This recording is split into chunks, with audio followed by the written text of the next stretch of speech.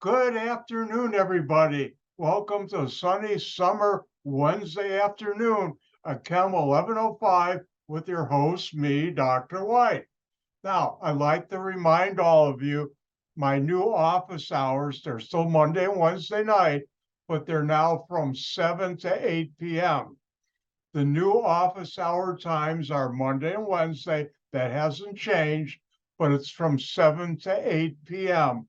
Use the same Zoom login that you've been using all semester if you've come to my office hour. If you need help, stop by. Or if you just want to say hello to Dr. White, stop by. All right. Oh, one other thing, don't forget, hand in your labs when they're due. If you're late getting your lab kit, send me an email so I know why your labs are late.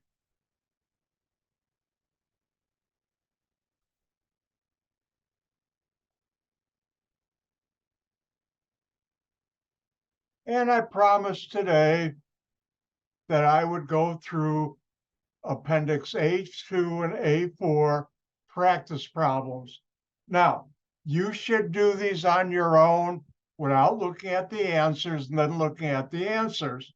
But let's go through a couple of these.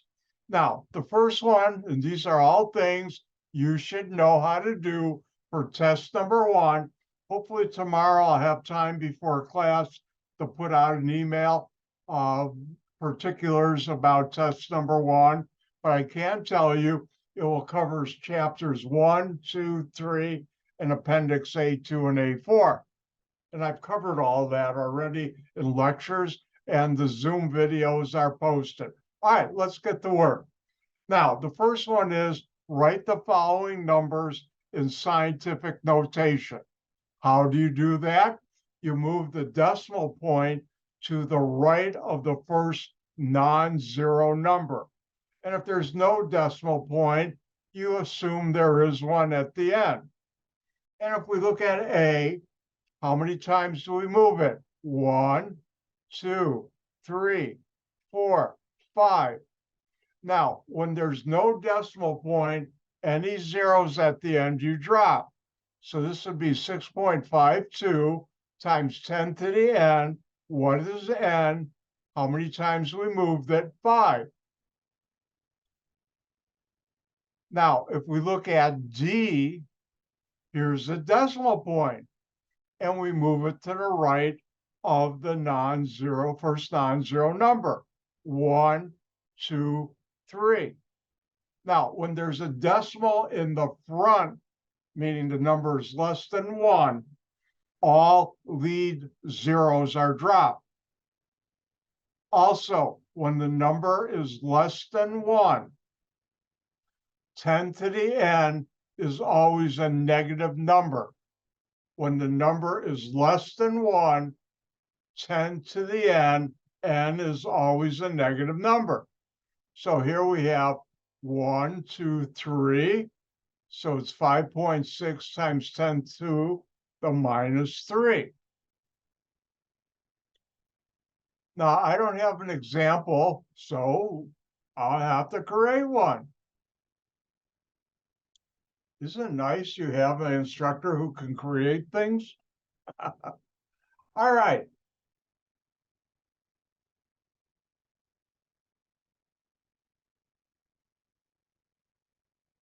Hold on, let me get my pad aligned better. Otherwise, everything's going to be going downhill.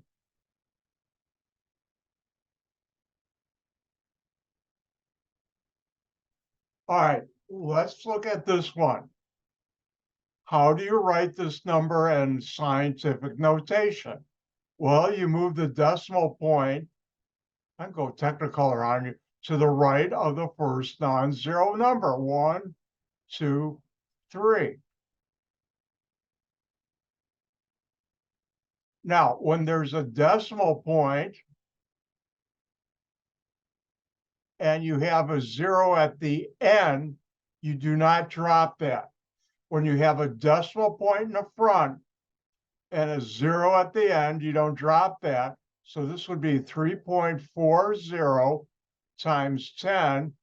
Now, remember, is times 10 to the n, and n is the number of moves you made, 3. But when the number is less than 1, it's a negative number. So this would be -3. And since I'm going to share the fun, here's one for you to try.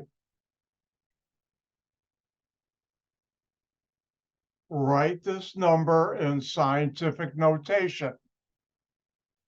Your turn.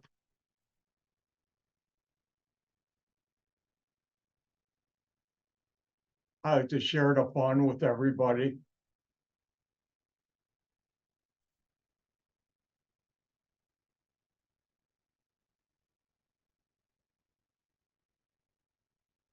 And for those, if you came in late, don't forget my new office hours on Monday and Wednesday, like tonight, Wednesday, is from 7 to 8 p.m., not the old one, 6 to 7. And I think this will give more people a chance to come to my office hours if you'd like to. I see somebody's already finished it, so it's my turn. I better get to work. You move the decimal point to the right of the first non-zero number. 1, 2, 3. Oh, 3 again. Now, this number is less than 1, so n will be -3. Now, zeros at the end with a decimal point you don't drop.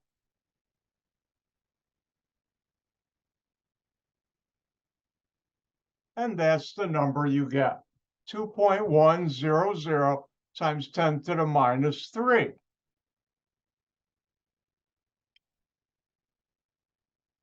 All right, let's continue on. Now, I used to have students do problem 2. Don't. I'll say that again. Don't do it. Cross it off. I like my special effects sign. I'm not going to use that again. Maybe I will. But anyways, we never use this, and I realized, oh no, why am I making students do this? Because we never use this. So skip problem 2. But you should know problem 3. How many significant figures are the following numbers? Remember, and I'll never ask you the rules for significant figures, but I will ask you to know how to use them.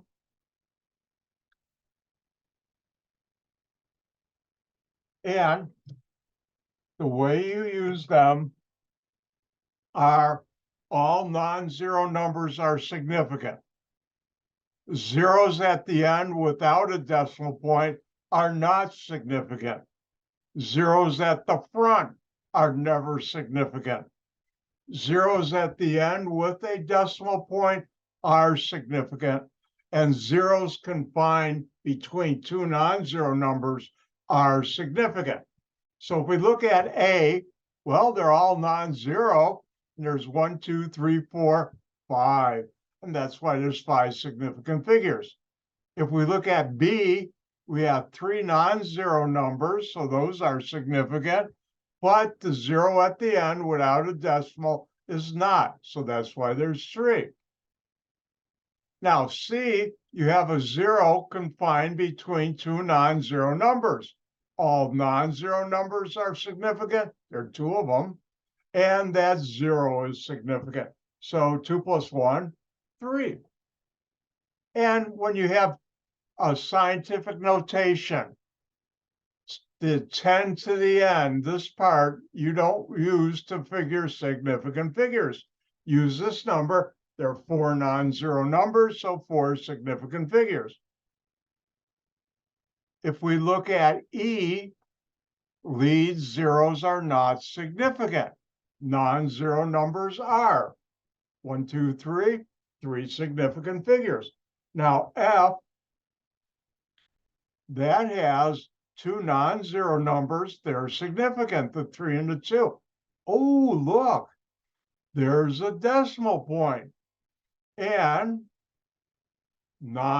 zeros, I was going to say non-zeros numbers are still significant, but zeros at the end with a decimal point are significant. And there are 3 zeros plus 2 non-zero numbers. That's 5. Ooh, I got that right. Am I good or what?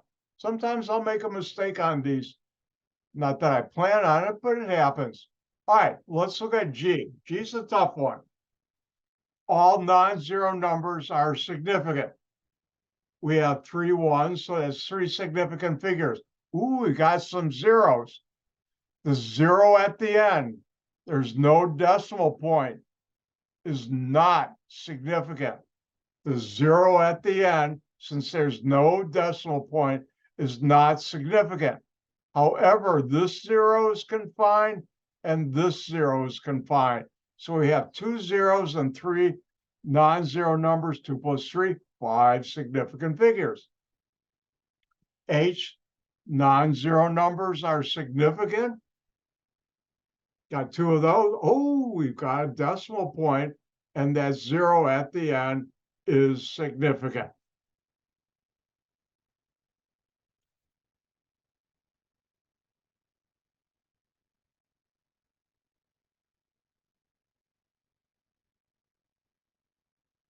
How many significant figures in this number? Your turn.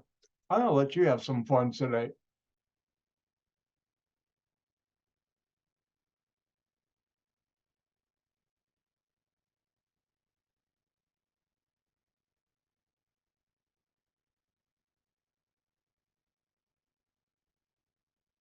Everybody's done. So there's a decimal here, but lead zeros are not significant.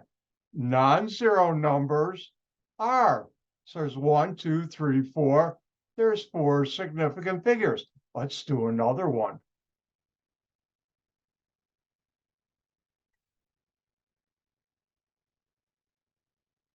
How many significant figures are in this number? 0.0034060.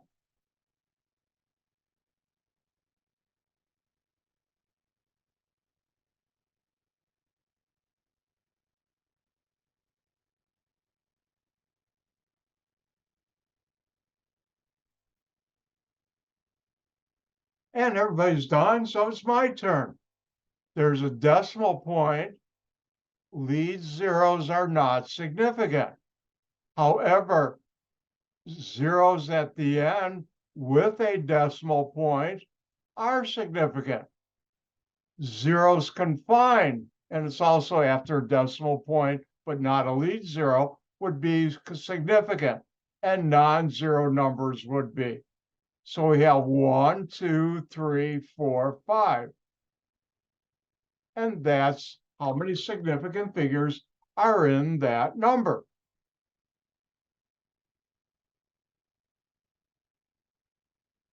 Now, I have rounding off here, and this is an older problem set. Notice it's from 29. Wow, that is old.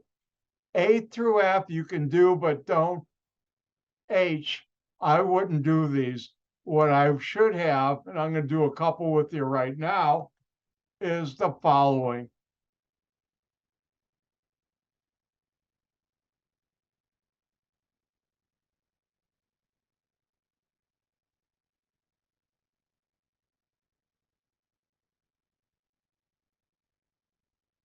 And why don't you round this off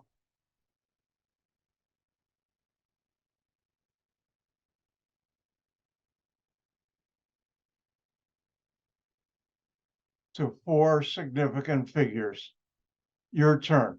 Round 3.4677 times 10 to the 5th to 4 significant figures, and then I'll do it.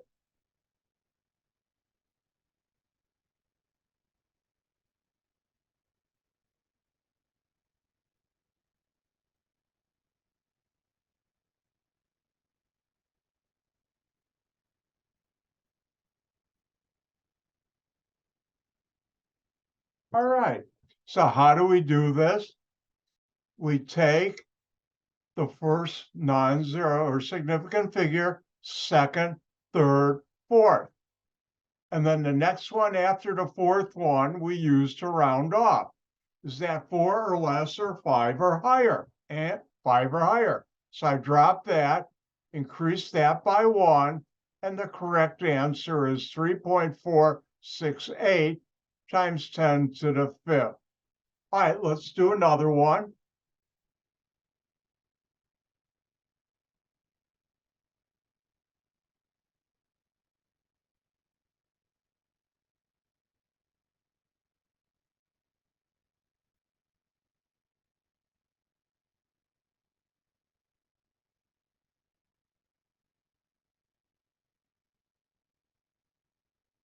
And why don't you round this one off to 3 significant figures?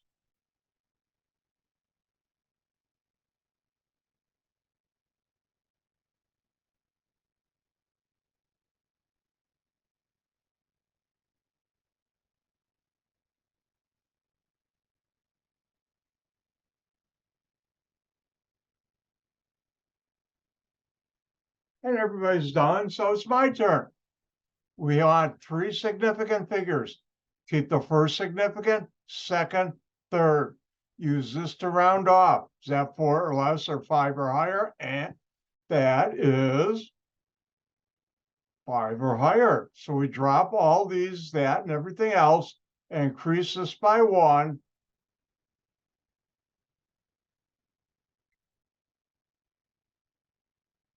And that would be the number. Let's do one more.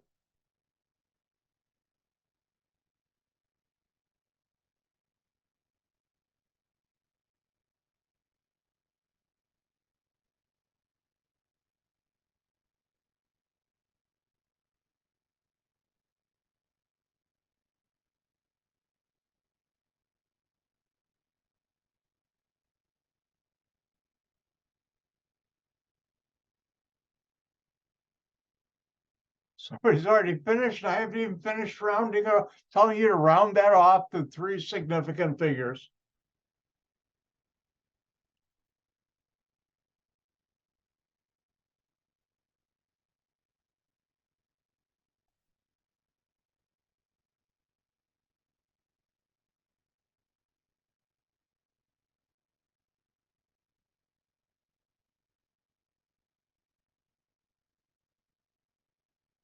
I forgot to relaunch the poll.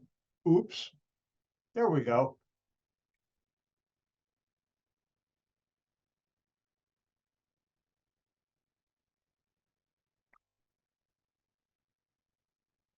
All right, my turn. So we want to round it off to 3 significant figures. First significant, second, third. Next one we use to round off. And is this 4 or higher, 5 or 4 or less, 5 or higher? And the answer is it's 5 or higher. So I'm going to drop this and this and increase that by 1. Wait, 9 increased by 1 is 10. But how do we do that? That would increase this by 1, so it'd be 4.60. 0.09 increased by 1, this one would be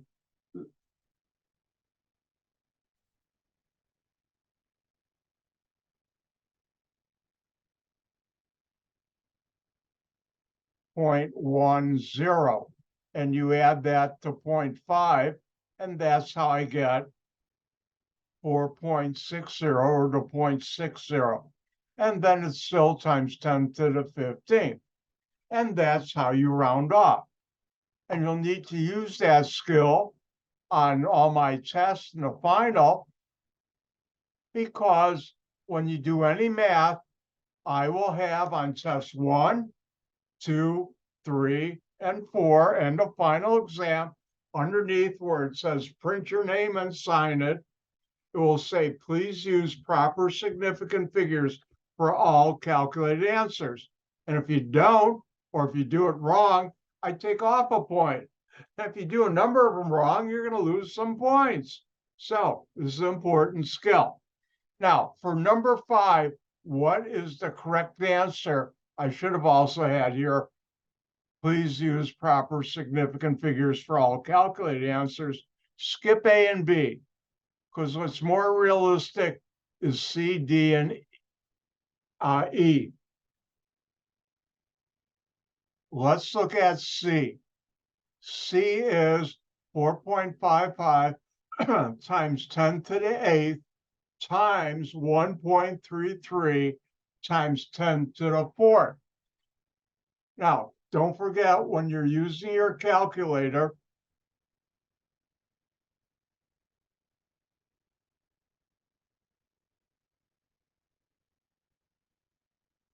you'll want it in scientific notation somewhere on there, at least this one, it says SCI.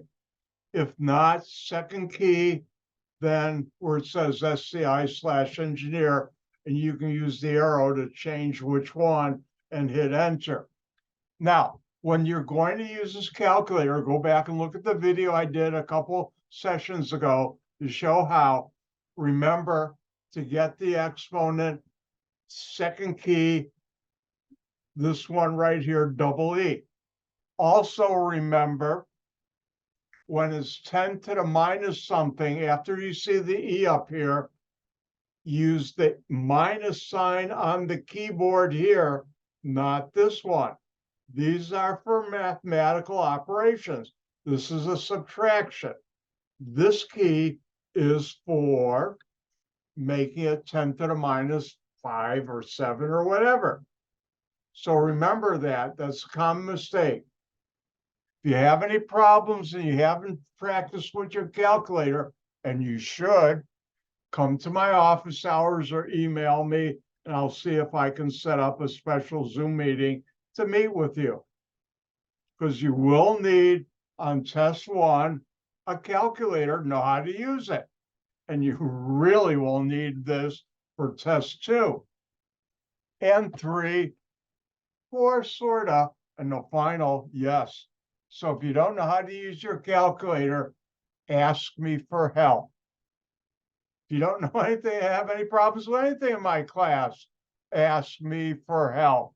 Remember, in my world, in my class, there's no such thing as a dumb question.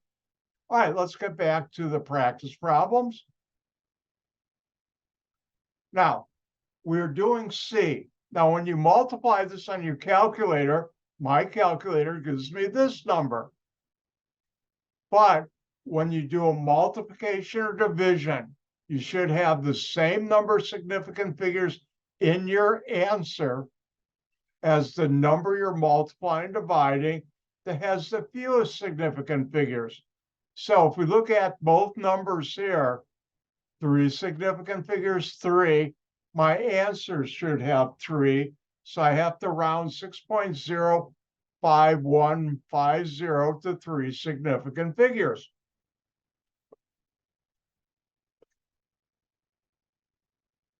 And you keep the 6, keep the 0, keep the 5. And these problem sets, I use the double squiggly line. I guess that's the best way to describe it. That's the number you use to round off. And see, it's 1. Is that 4 or less? Yes. So I'm going to drop the 1, drop the 5, drop the 0. And the 5 in front, I keep the same. And here's your answer. Now here I didn't write it in scientific notation. So let's go on to E. Here again, when you multiply or divide, you get the same number of significant figures in your answer that the number that has the lowest significant figures that you're multiplying and dividing has. And if we look at E, the first number, 7.5972, has 4 significant figures. Ooh, I made a mistake. That should be 5. So I made a mistake. Oop, I did say I make mistakes on these. The second one is 6. So this is the wrong number. It should be keep the 6, keep the 2, keep the 7, keep the 3, 1, keep the 3, use the 2 to round off. So it should be 6.2713, because this should be 5 significant figures. Oh no, I made a mistake. Oh, I'm going home. Wait, I am home.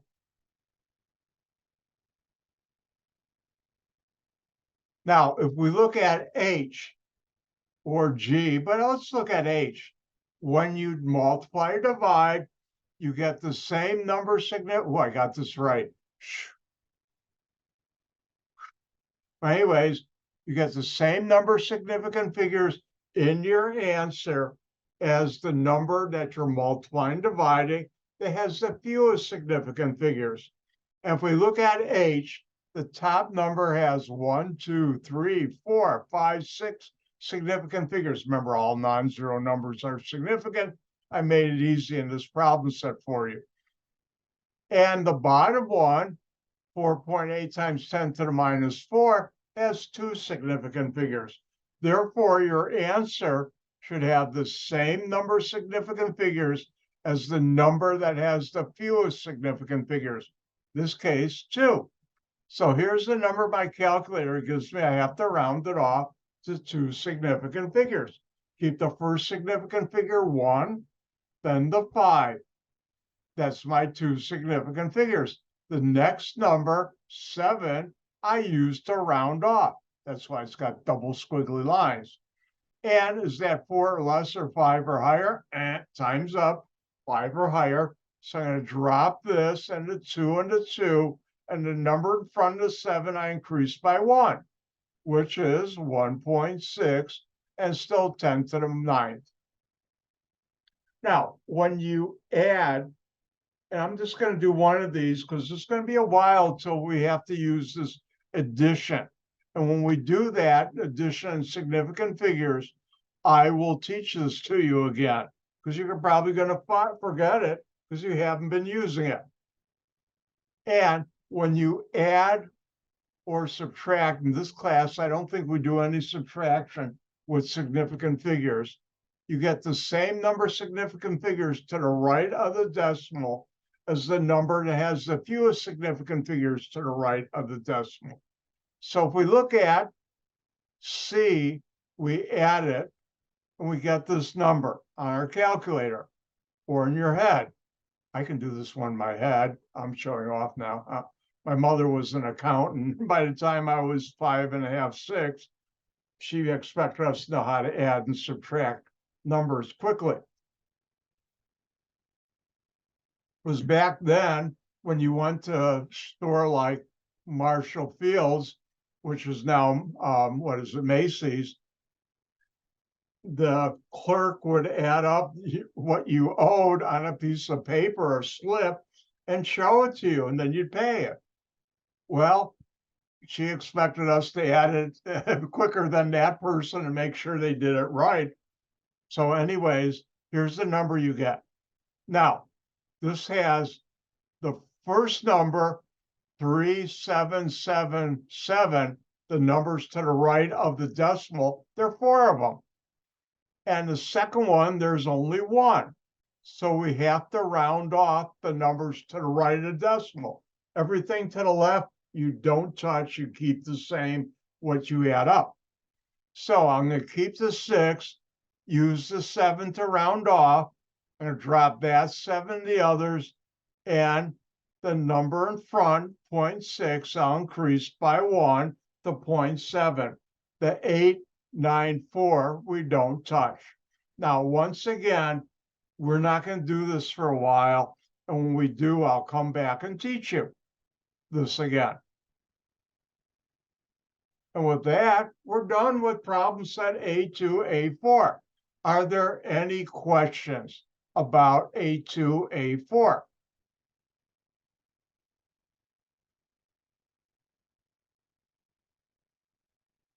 And the answer is, I guess not. No. So let's get back to chapter 4, part 1.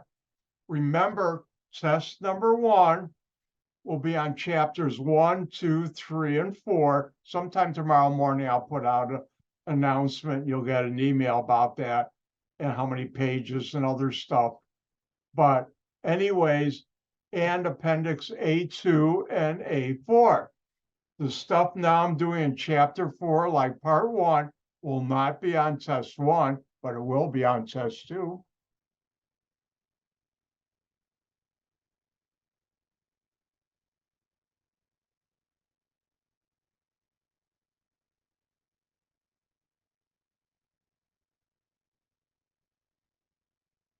And one thing I forgot to open, so wait a second, maybe more than a second.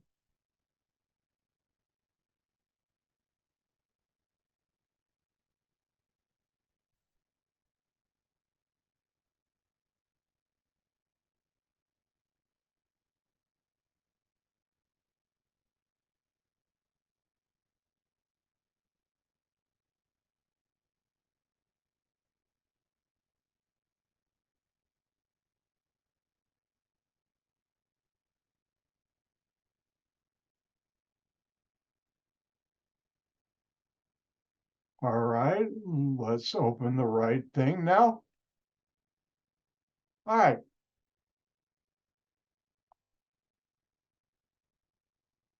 Let's get to where we finished off, or actually right before. Now, I was talking before, we talked about valence electrons, and those are the outermost electrons.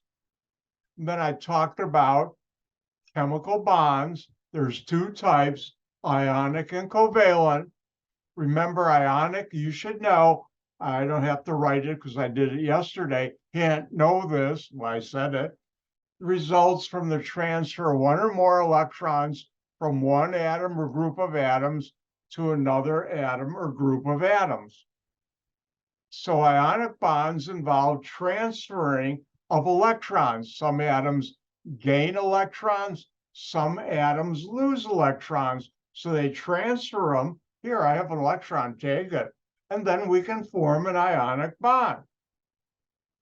Now, covalent bond, which will probably, I think we'll get to today, maybe not, results from sharing of one or more pairs of electrons between atoms. Hint, you should know this, which I had written yesterday. We talked about the valence electrons, that the most stable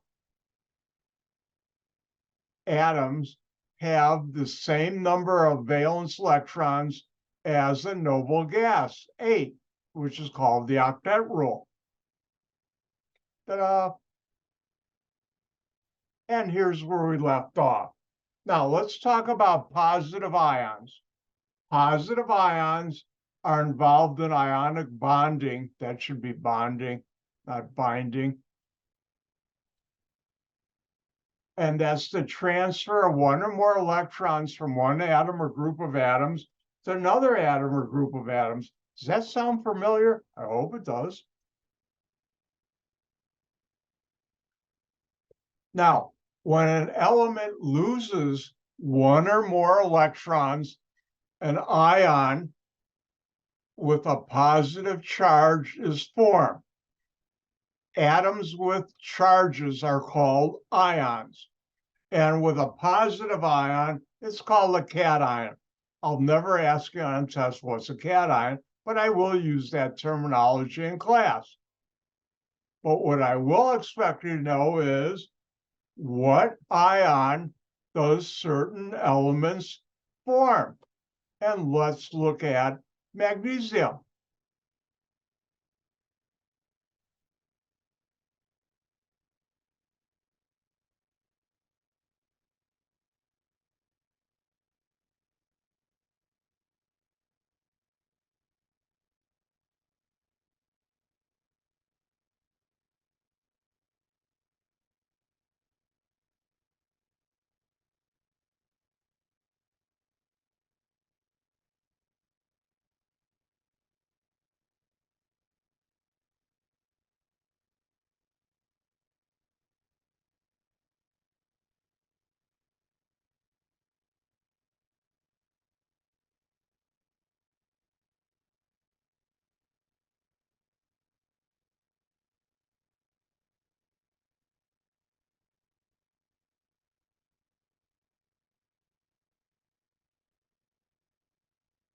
Almost caught myself writing cursive. So how do we do this? How do we figure out what ion does magnesium form? Well, let's look at what that means. The first thing you have to do is figure out how many electrons and protons magnesium has. So if we go to our friendly neighborhood periodic table, as you see on the screen, magnesium, Mg, has an atomic number of 12. That means it has 12 electrons, 12 protons. So I'm going to write that down.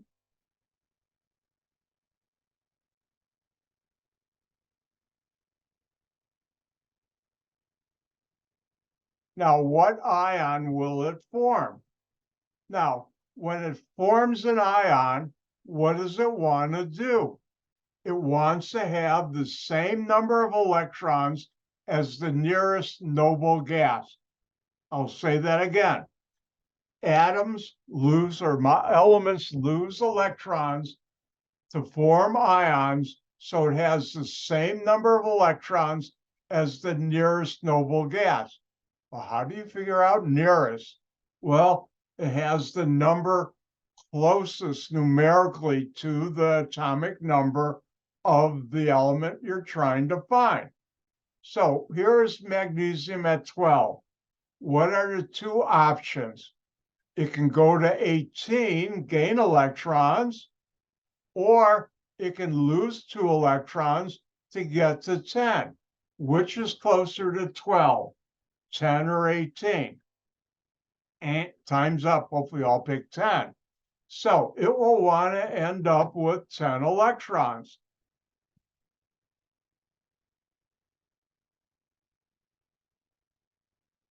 So the magnesium, to form an ion, will go to 10 electrons, but you never lose protons. Now, to figure out the ion formed, we have to do the following math. You have 10 electrons. Each electron has a -1 charge. Remember, electron has a negative charge. You have 12 protons. Each proton has a +1 charge. Protons have a plus charge. Do the math. 10 times -1 is -10. Do the math. 12 times +1 is +12. Now you add the two together and you get a +2. Now, how do you write the ion? What ion? How do you show that? You do the chemical symbol, and then you use this number, superscript right, like this. Now, this is the old method, what I grew up with. I don't know, about 8, 10, 12 years ago, the chemists decided, IUPAC, the agency in charge of nomenclature and how to do this, decided to write it like this, 2+. Now, on my test, either one will be correct, but I'm old school and I like this better. Why? I just think it looks nicer, but that's my personal preference. All right, so let's talk about what we just did. To find what ion magnesium will form, you have to find how many electrons and protons magnesium has. And you look at the periodic table at the atomic number. 12 tells you it has 12 electrons. Sorry about that, something in my eye. And 12 protons. So I wrote that down on my piece of paper.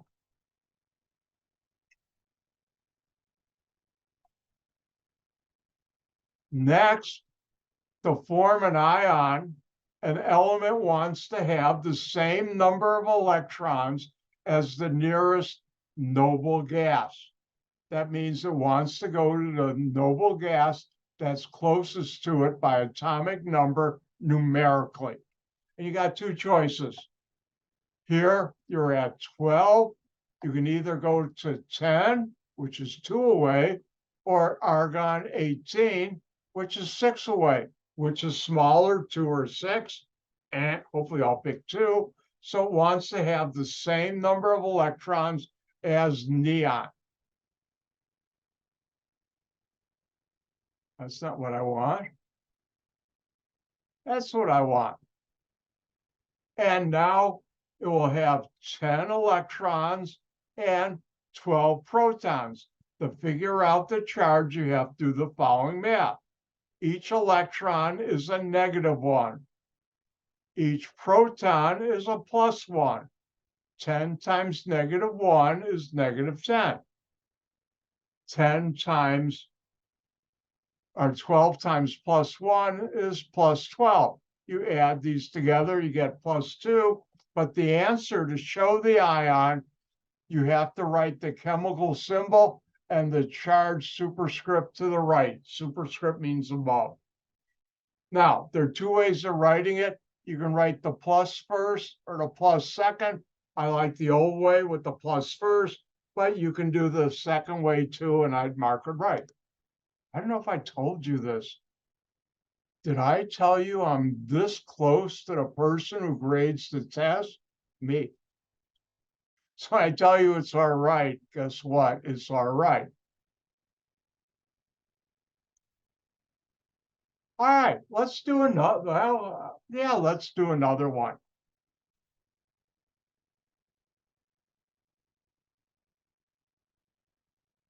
By the way, when it's a plus charge, that's called a cation. So magnesium forms a +2 cation. Let's try sodium. Now, sodium, well, we have to figure out how many electrons and protons. And you should know, remember, I asked you to learn only 37, that sodium has a chemical symbol Na. If we look here, oh, there's Na, an alkali metal, and that has how many electrons and protons? The atomic number tells you how many electrons and protons, and that's 11.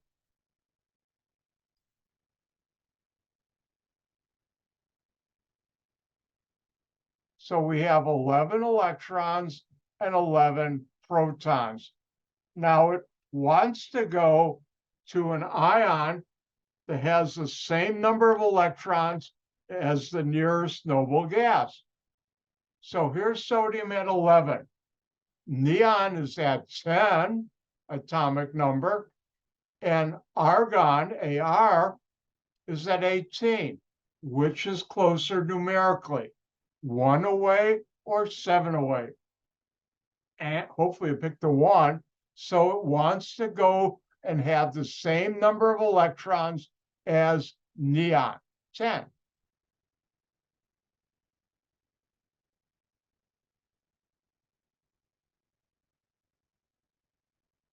So I have 10 electrons, and it will still have 11 protons. You don't lose protons. If you find a way in a chemical reaction to lose protons, let me know. We'll be rich beyond my wildest dreams, and they can get wild. But anyways, now you got to do some math. Each electron has a -1 charge. Each proton has a +1 charge. And now 10 times -1 is -10. 11 times +1 is +11. Add them up, you get +1. When the number is +1, we show the ion by just a plus charge. You don't put a number 1 there. Always sodium, if it's going to form an ion, will form a +2. A +2. I'm looking at the one on top. A +1 cation. And magnesium will form a +2. Now, I'm going to tell you a secret. Remember, this is a secret. Except for hydrogen in this column, all the members of a family form the same ion. Therefore, if I know sodium forms a +1, lithium and potassium will form a +1. If I form magnesium as a +2, and it's an alkaline earth metal, guess what? Calcium will form a +2. Now, one other thing I'd like to teach you right now, it won't be on a test, but How many of you have heard you need a lot of calcium in your body to have strong bones? Strong bones. And yes, I do work out with weights still. But anyways, you have to have calcium. Now, the element calcium is a metal, like my ring. It's that hard. It's a metal, solid. Are you going to chew on that? No. What they really mean is the calcium you need is a calcium cation. This is what promotes strong bones. And I'll teach you later the molecules that have that calcium plus 2 are what you consume in things like fortified milk or other things that are fortified with calcium. They don't put the metal in there, the element, they put the ion. Oh, I just looked at. Boy, does time fly when you're having fun with chemistry and Dr. White. It's time for our break. Let's take a 5-minute break. I can get up and stretch, and I'll see you in 5 minutes. I'll be back in 5.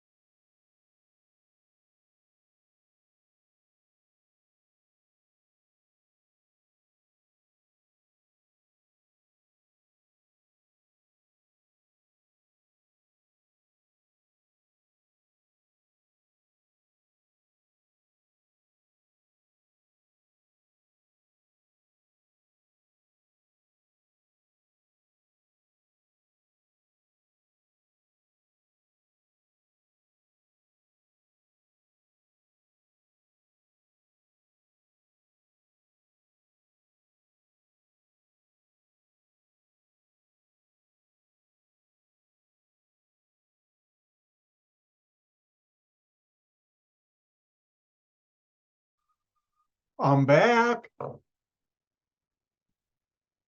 right, let's continue with ions.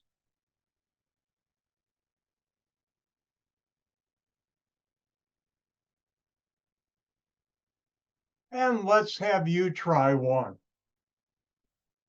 What ion, even though I gave it away, but why don't you see if I was lying to you or not? Not, but maybe I could have. What ion does calcium form? Here's the periodic table, and I'll let you try that. What ion, do the math part, even though I've already told you that, but why don't you try doing that? What ion does calcium form?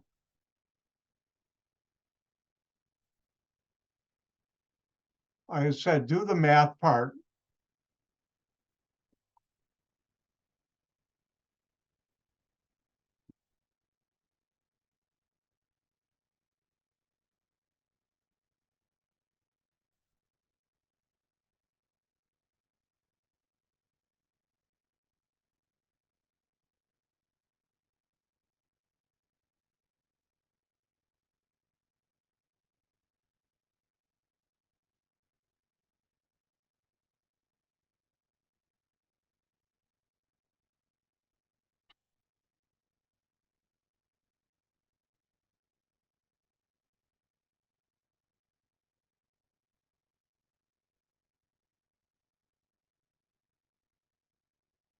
And when you're done, don't forget to vote yes. And for those that are finished, I try and give everybody time to finish, so be patient. And when we're face to face in a classroom, I say the same thing.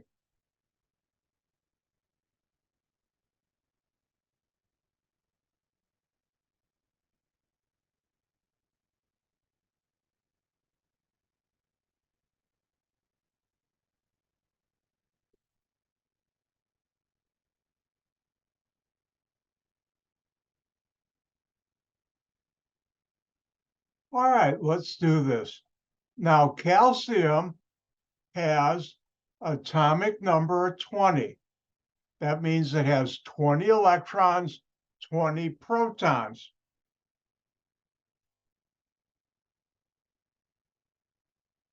Don't look.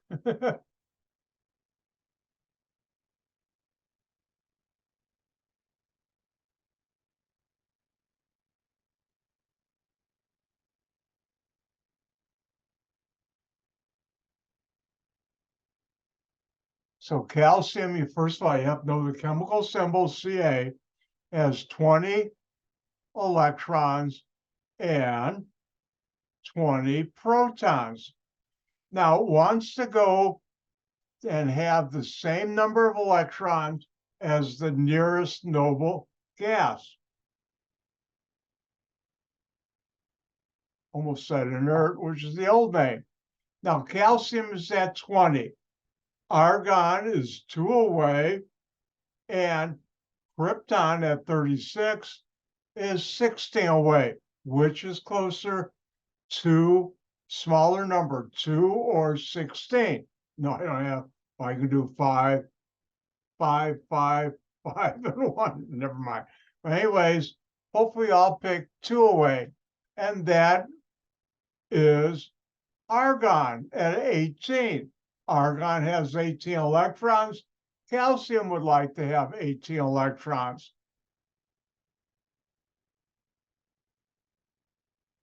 So it wants to have 18 electrons. You never lose protons. And remember, each electron is a -1 charge. Each proton is a +1 charge. 18 times -1 is -18. 20 times +1 is +20. Add these two together, you get a +2. How do you show what ion? The chemical symbol, and then superscript the plus or minus. You'll see minus in a little while, not for this example. +2, this would be the answer, or you could write it this way. this would be the answer. And that's what one of these two you'd write down on a test. Now, one of the things I have mentioned, the more we get into problems where you do a lot of calculations, I'll remind you about this more. But the more you let the paper do a thinking on a test, at least for me, I learned the better my test scores were. And by the time I got my PhD, boy, did I take a lot of tests. And notice how I write this down and use the paper. I don't do it all in my head. I could, but it's easier this way. That reminds me, do I have one time? I do have some time. When I was in grad school, you had to take first some qualifying tests the first year to get into the PhD program, even though you were accepted into grad school there. Then by the end of your fourth year, you had to take a harder test called the qualifier. Now, qualifier was given 4 times a year, each semester, including the summer. We were on a trimester, and it was given 4 times a year. And over a 3-year period, you had to pass only 4, but they were hard tests. Now, you took the test in the area you were getting your PhD. Mine was organic, and the test could be on anything in organic. I remember one test, the test was explain a certain ad on the last page of a journal that everybody in organic read, and you should have read it. It was 2 months earlier journal. They were hard. And the last one I passed, so I got my 4, was the beginning of my 4th year at grad school. And there were 40 or 45 organic students who took that. I got the second highest grade. I got a 56 out of 100. The person who got the highest grade got a 57 out of 100. Everybody else got way less than 50. By the way, when I passed my 4th one, that Saturday, that weekend, I had a big party in my apartment at East Lansing. But let paper do your thinking. All right, so these are cations. Cations, you see, are formed by losing electrons. Goes from like 12 to 10 or 20 to 18. Now, there's something called negative ions. And negative ion is formed when an element gains 1 or more electrons, and an ion with a negative charge is formed. In other words, it accepts or gains electrons. And this is called an anion. I will never ask you what is an anion, but you should know, at least know about it. Now, one of the things I didn't talk about is a battery.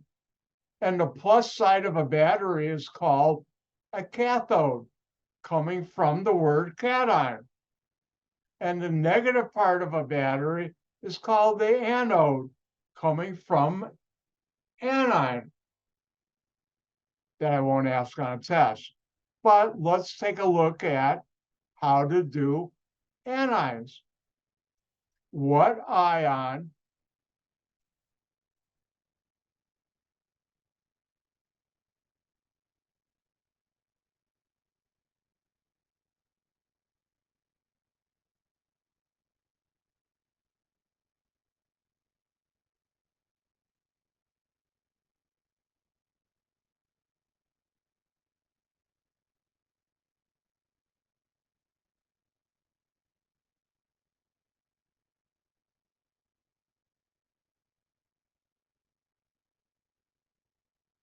Three points each. What ion will the following element form?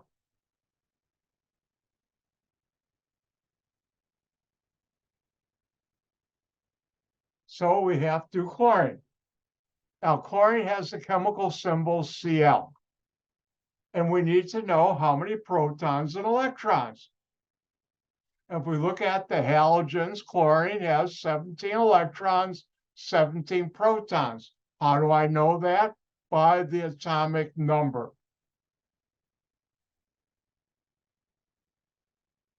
So I'll write that down.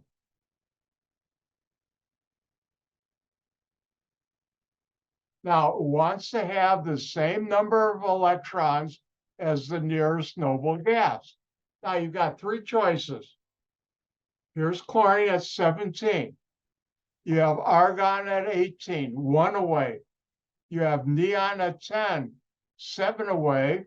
And you have krypton at 16, 9 away. If I did more than that, hold on. 19 away, not 9 away, 19. So which is the smallest number? 7, 1, or 19? And hopefully I'll pick 1. So it wants to have the same number of electrons as argon, which is 18.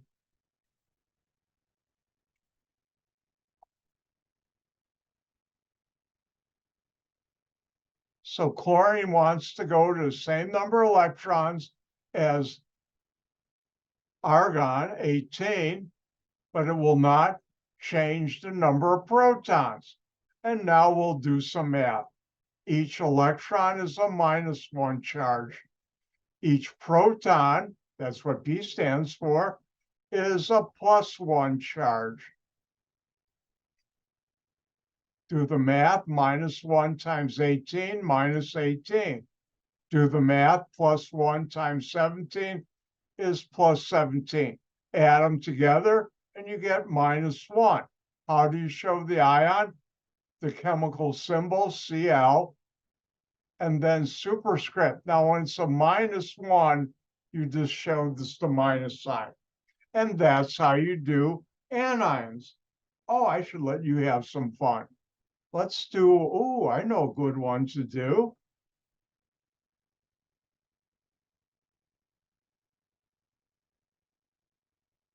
What ion will oxygen element form? And I'm going to help you out. Remember, oxygen has chemical symbol O. And let's go to our periodic table. And there it is. And I'll let you have some time to do it, then I'll do it.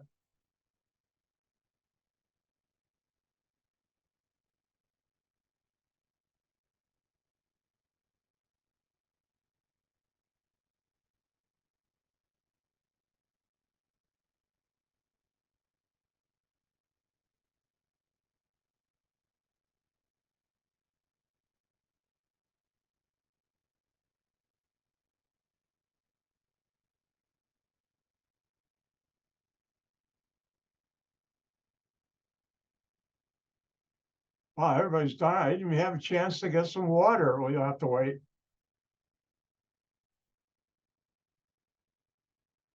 Why, this forming ions is thirsty work. All right, well, it's my turn since everybody's finished. So let's take a look at this. Oxygen, O. How many electrons? Look at the atomic number, 8. How many protons? 8.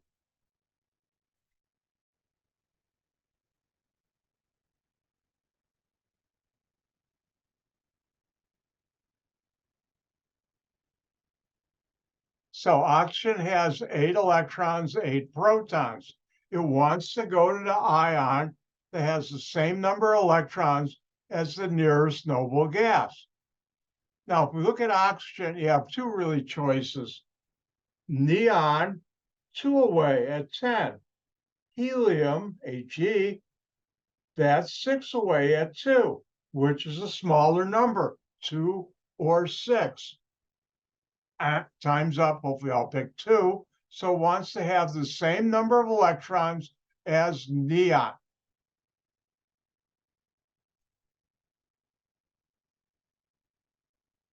Which is 10 electrons. But it will still have the same number of 8 protons. Now we got to do some math, or remember that each electron is a -1 charge. Each proton is a +1 charge. Oops, not a plus P. Let's try that again. +1 charge. Do the math. -1 times 10 minus 10 plus 1 times 8 plus 8. Add the two together, you get -2. Are we done? No.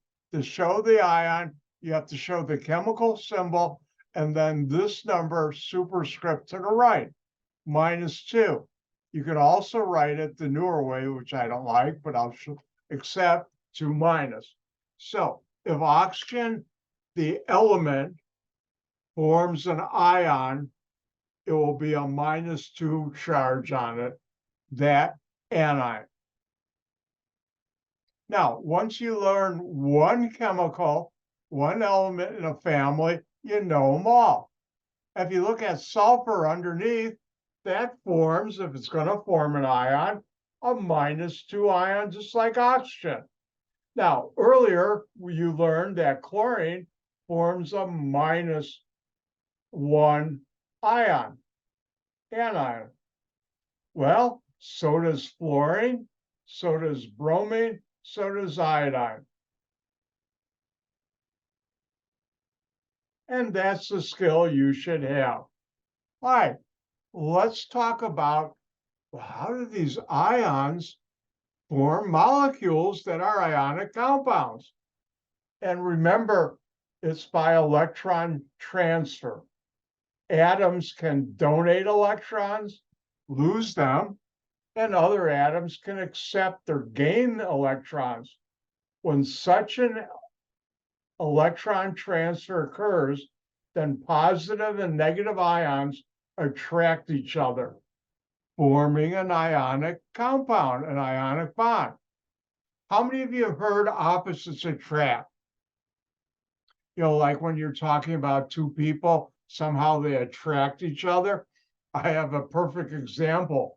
My best friend, who I've known, I hate to say this, since 1965. Yep, we've known each other and been best friends for over 50 years. Back in the late 70s, 78, he got married. I was at grad school. I came home, met his wife, and then I came back to Chicago and got to know his wife, I'm still very friendly with her too.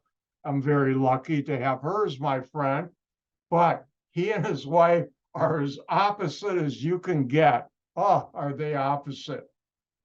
And they've been happily married since 1978. Yeah, they fight about things at times because they're opposite, but they're still happily married together, which is a real miracle because they're so opposite.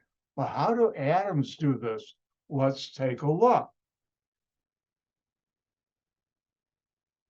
Now, ionic compounds are positive and negative ions held together by strong electrical attractions between the opposite charges, and this is called an ionic bond.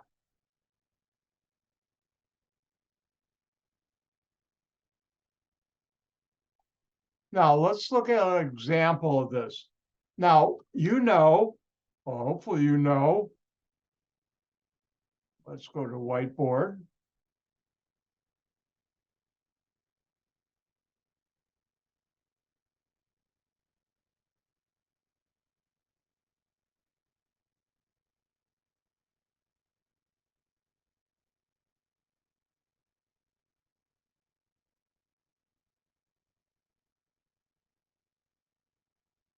Sodium chloride table salt.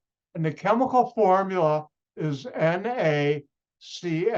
We don't show the charges, but in real life, remember we just found out sodium forms a +1 cation, and chlorine forms a -1 anion.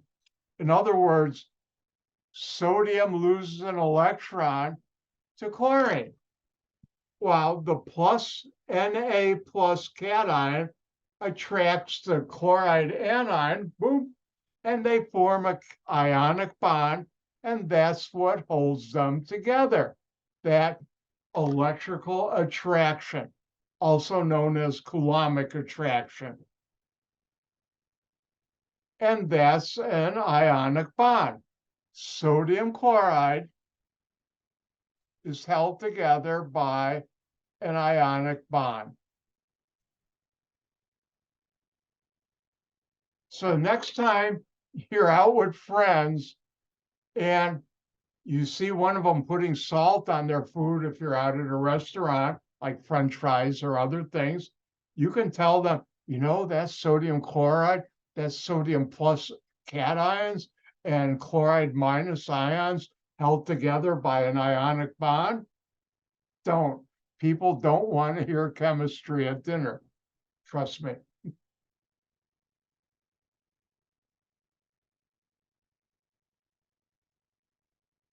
Now, switches off on this slide. Ionic compounds are interesting in the fact that they have very, very high melting points if they're solid at room temperature, which most are. And as an example, we're talking like 500 degrees C to 2000 degrees C, approximately. This is a real rough conversion. That's like 1,000 degrees Fahrenheit to 4,000 degrees Fahrenheit. Guess what? My oven doesn't go up to 1,000 degrees Fahrenheit. And they conduct electricity when they're molten, meaning they're liquid, or when they're in solution. And they consist of charged or ionic atoms, like sodium chloride, Na plus Cl minus. Now let's take a look at something.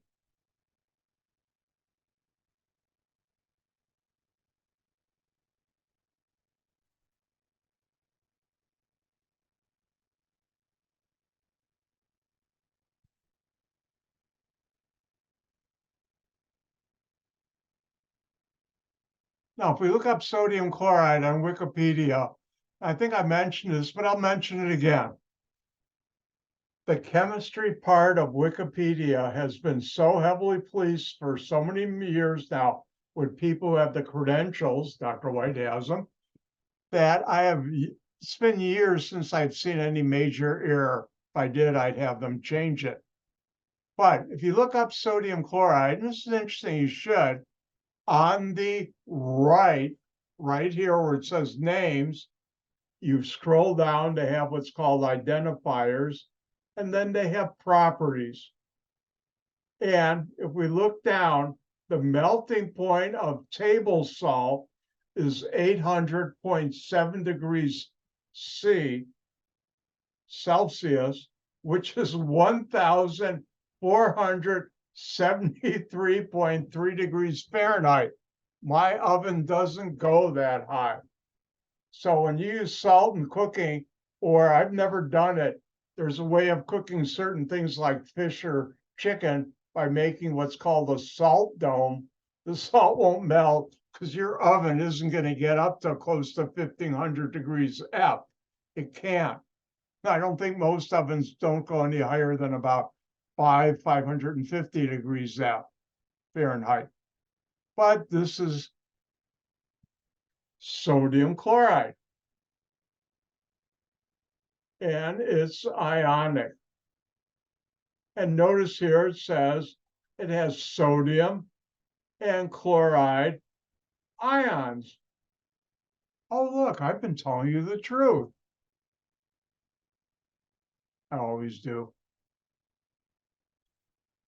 All right, so these are properties of ionic compounds. They're a good conductor in molten or solution, and they have very high melting points. Switch was off for this slide.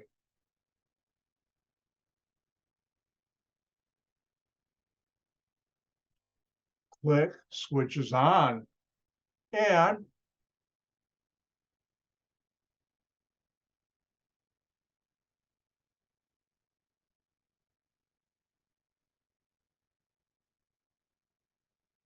I'm going to be subtle. You should know this. Hint. Now, charge balance in ionic compounds. When you have a formula of an ionic compound, that formula indicates the number and kind of ions that make up the ionic compound. An example, oops, wrong color, right color. Sodium chloride tells me I have one sodium ion, one chloride ion, and we figured it out. Another one, calcium chloride, those are the little white pellets you put on your sidewalk to melt the ice when it's super cold out. CaCl2 has one calcium and two chloride anions. Now, this is very important. I even wrote it in red on the slide. I don't, but I'll do it again. Now, when I was in undergrad and grad school, I think I might even start in high school, when I was taking notes in my spiral notebook. If something was important, I took notes, I'd put stars. And the more stars, the more I would do. And I'd stop at 3. And if it was real important that I really should know, I'd also put this. And for this, I'm putting that. You should know that the sum of ionic charges in a formula of an ionic compound is always 0. All molecules have a net 0 charge.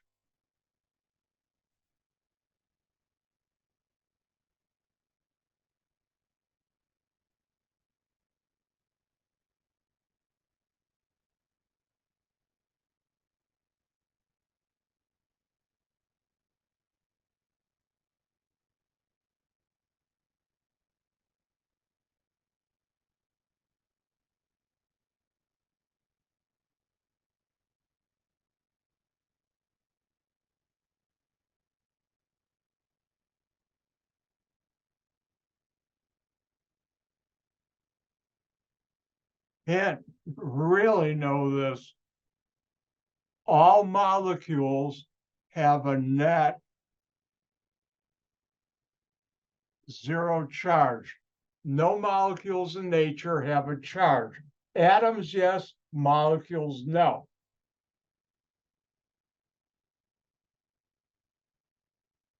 And what this means is the formula of any ionic compound has a 0 or net overall charge. And this is important also.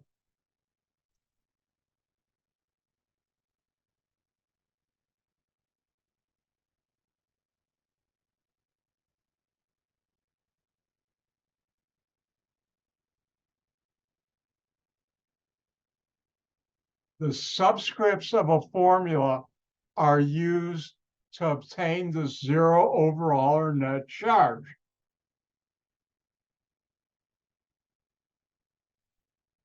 So when you're writing ionic formulas from ionic charges, it's continuation of the concept that the subscripts of the formula are used to obtain a net 0 charge. Why?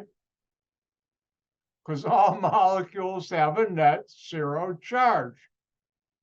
Now you look at all this and you say, wow, that sounds like a lot. Let's take a look at this.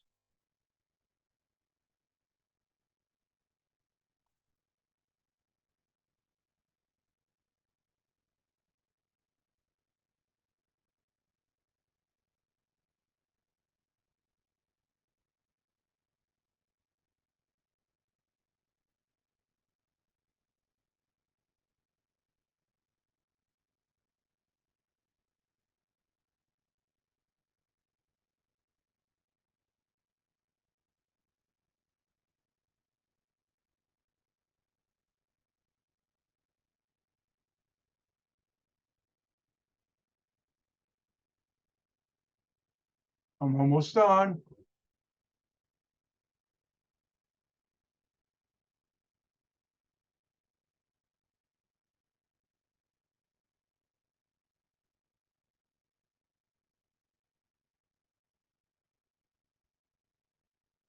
All right, 3 points each.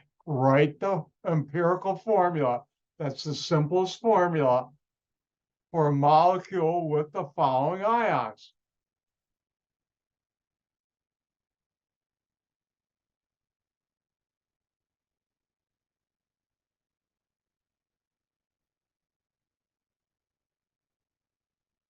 So how do you do that?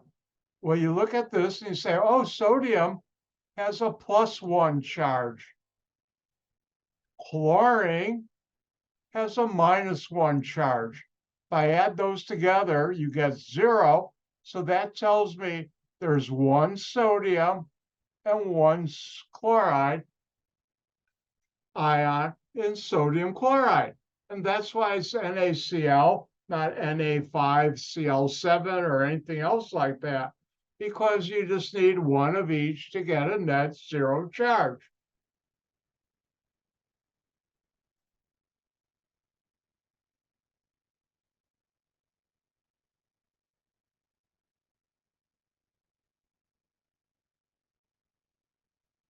And why don't you try this one?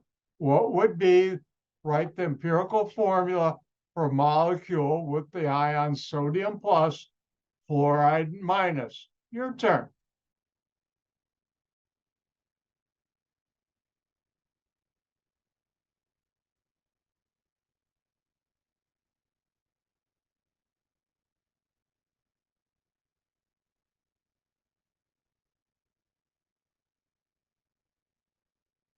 Remember, all molecules have a net 0 charge.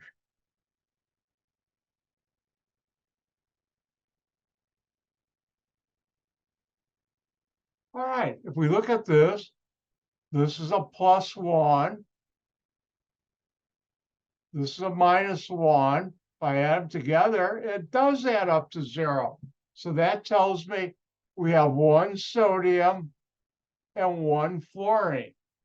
And this is the molecule, NaF. It's called sodium fluoride, and I always spell this wrong. So if I do, bear with me. NaF, sodium fluoride.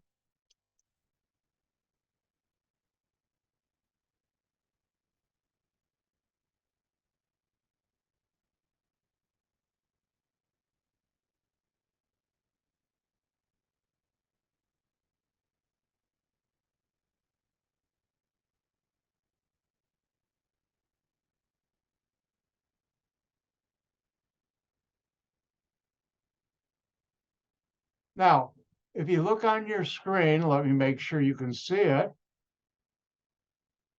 I don't use Crest, I use another, but it was the one I thought of first. You'll see active ingredient, sodium fluoride. And that helps prevent cavities. Sodium fluoride, you now know, has 1 sodium plus cation and 1 fluoride anion, NaF. But it's Na plus F minus.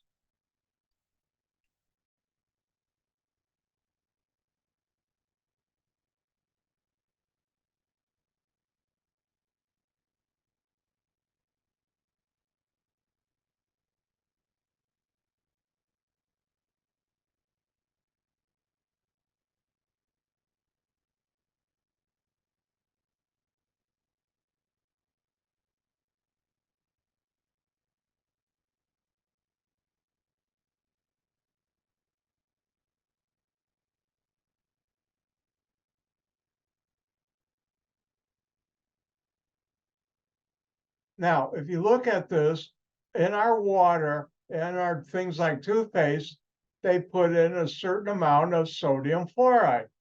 And back in the 20th century, a while ago, a dentist found working in Colorado, I heard the one word Texas, that they had ugly brown stains, but their teeth were really good.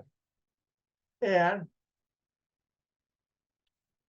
somebody figured out that the sodium fluoride was the only difference with this town and also a town in Texas, and obviously I see Italy and Portugal, where they had this discovery that sodium fluoride in the water meant better dental results, lower cavities.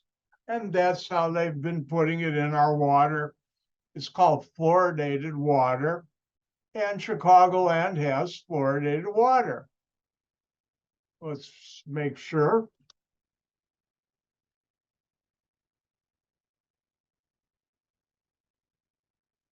So I always put the U second.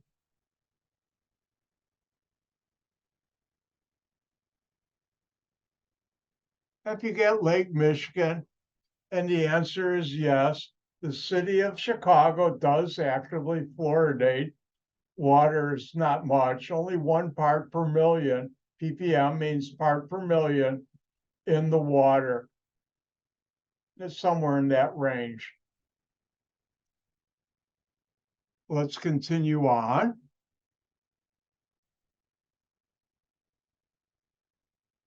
I'm going to see if you can do this one.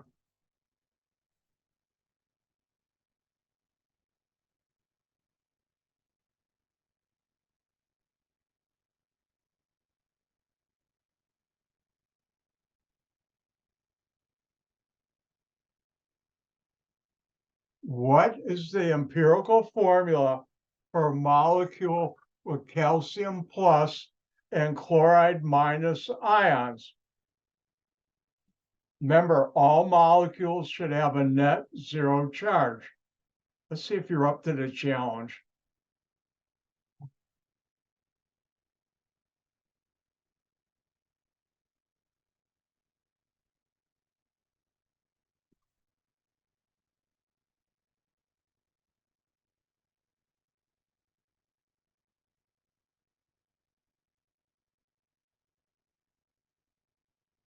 And I'd also recommend next time you use your toothpaste, look at the tube, look at the ingredients, and see if it has sodium fluoride in there.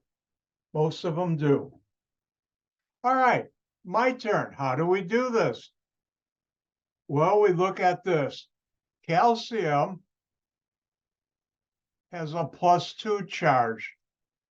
Chloride, why did I write that down? Hold on. Chloride has a -1 charge. The charges in a molecule should add up to 0. But it doesn't. Well, you can't change the charge, but you can change how many of them. To get this to 0, if this is a +2, I need a -2, so I need 2 of these. Now it adds up, +2, 2 times -2 is -2, is 0. And what this tells me, the number in front, when there's no number, that's 1 calcium, and this tells me there's 2 chlorine.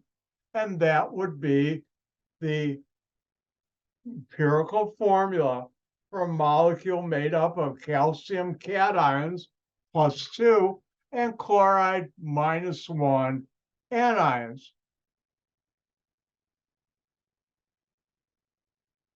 I see one of your colleagues got the answer right. Let me know if she did. And that's how you do formulas. Now, I'll show you some other things in a little while when we get to it, today or tomorrow. By the way, don't forget, we're going to be doing another lab tomorrow. The lab we did on Tuesday is due tomorrow, but I'll say something about that at the end.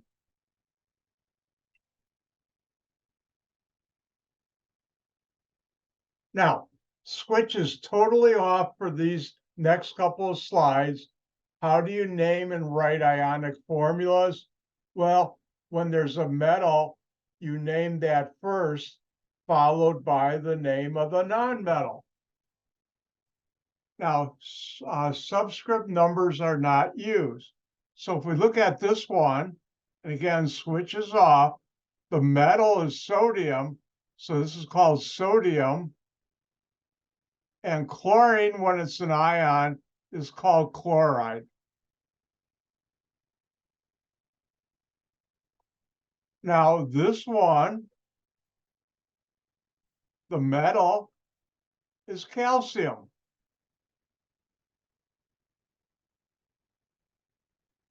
Well, in inorganic molecules, ionic compounds, which are mostly inorganic, not always, but mostly, you don't talk about the fact that there's two chlorine ions. You just say chloride. And same thing if I gave you calcium chloride, which I never will, because remember, a switch click is off, this won't be on a test. You have to know that calcium is a +2, chloride is a -1, and therefore the chemical formula, the empirical formula would be this.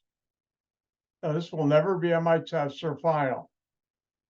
Now, metals that form more than one positive ion, same as before, but they use Roman numerals and other ways to indicate that the metal ion can be either a +2 or +3. Certain elements can form more than one ion. And I found in this class, I'm not going to hold you through this either. And how do you write it? I'm going to skip this at all, but as always, all molecules have a net zero charge. All right, click, switch is on. Now, in nature, in chemistry, in our world, we have what's called polyatomic ions. Ooh, what does that word mean, polyatomic? Well, the word poly, the prefix, ooh, another fancy word. This means many, and atomic means atoms. And you know what an ion is? So these are ions that have more than one atom together. And I'll never ask you what's the definition of a polyatomic ion, but it's a group of atoms that have acquired an electrical charge which is shared among the atoms of that group. So a polyatomic ion has more than one atom held together, and they all share the same electrical charge. Let's look at some important, here's naming. Let's skip this, switches off on naming, click. Switches on a couple I want you to know. Now, nitrogen can form NO3 minus, and that's called nitrate. It can also form NO2 minus. That means the nitrogen, two oxygens, have a negative charge shared, and that's called the nitrite ion. Now, nitrate and nitrite have been used for many years as a preservative in certain types of meats and cold cuts.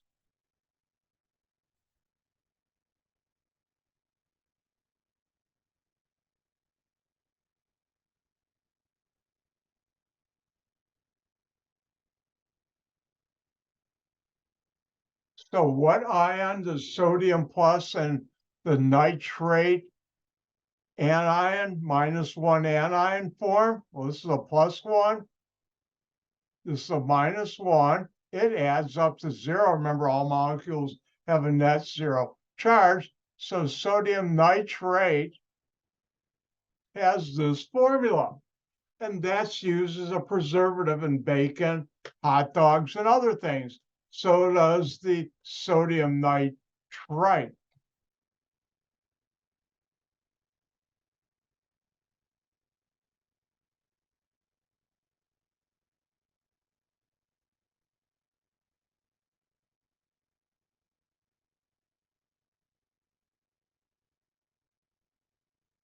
And if you notice, regular bacon is cured with nitrite, which is really sodium nitrite.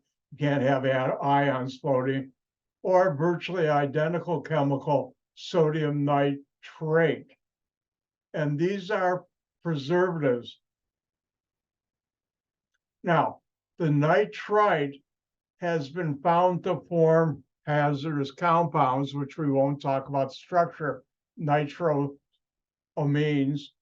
but the nitrite doesn't. How dangerous is that? Well, I should tell you, when I was younger, we had a lot of bacon, salami, and other things. Oh, the kosher salami. Oh, is that good stuff? And later on, last couple of years, my doctor said, cut the salt level down and just regular salt and bacon. And also salami is high, and cut your intake of triglycerides and also fats and oils, and bacon and salami are high in fats. So I've cut down on that, but didn't kill me yet when I was younger. So is it really caused? I don't know, but didn't with me, luckily. There could be other factors involved with those chemicals. Oh, if I look at the clock, we're just about out of time. Time flies when we're having fun with chemistry. All right, let me remind you a couple of things. One, starting tonight, I have my new office hours. They're still Monday and Wednesday night, but now it's from 7 to 8 p.m. That allows, I think, more people can come to my office hours if they need help, but it will have the same Zoom login. Again, the office hours are going to be from 7 to 10, Monday, Wednesday, with the same Zoom login. 2, next thing, don't forget, a week from this Thursday, I will be giving test number 1 online. I'll talk more about it Monday, but hopefully by tomorrow, or maybe even tomorrow, we have time. Let's see how it goes. I'll be posting and sending out an email about test number 1, what chapters and what things it will cover, how many pages, and a little about how it works. I'll talk about maybe tomorrow. And finally, don't forget the lab we did Tuesday is due tomorrow. Keep up with the labs, keep up watching the videos, keep up with doing the practice problems. Now, one other reminder, on Monday, I will do chapter 3 practice problems. Also, by popular demand, you all want it, don't you? Actually, in the past, students told me it helped them. I will do on Tuesday a review of the material for test number 1. And I do that for all my tests. And I do a couple of days for the final, which is why my students do good. And with that, I'm out of time. Thank you for coming. Gang gesund. Bye now. Have a good day. I stole that from Granny and the Beverly Hillbillies.